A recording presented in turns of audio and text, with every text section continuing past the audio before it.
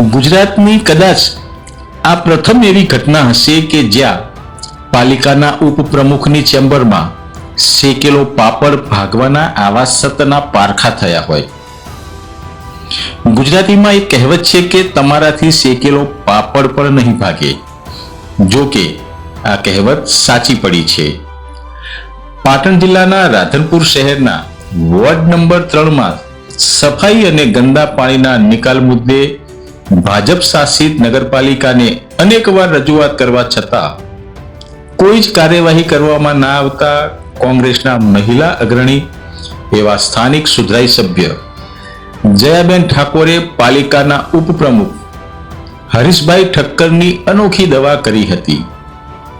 જયાબેન ઠાકોરે શેકેલો પાપડ હાથમાં લઈને ઓન કેમેરા ઉપપ્રમુખ હરીશભાઈ ઠક્કરને કહ્યું કે આ શેકેલો પાપડ તમે તોડી બતાવો. જો કે લાઈવ વિડીયોમાં ઉપપ્રમુખે પણ સાબિત કરી બતાવ્યું કે અમારાથી શેકેલો પાપડ પણ નથી ભાગતો.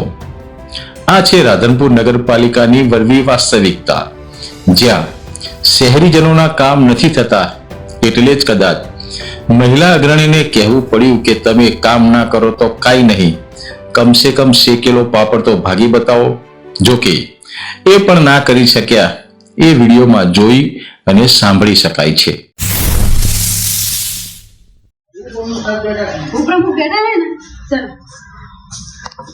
ઉપપ્રમુખ બેઠા है, ઉપપ્રમુખ જોડે હવે વાળા નથી લો પાપડ ભાગ્યા લારા અમને और नो वीडियो बनावा है વિડિયો ને તમે પાપડ ભાગી ખાતા હો તો તમારાથી ગટરો સાફ ન થાય, તમારાથી પાણીનો નિકાલ ન થાય, તમારો વિસ્તાર છે છતાં તમારાથી કઈ ન થતું.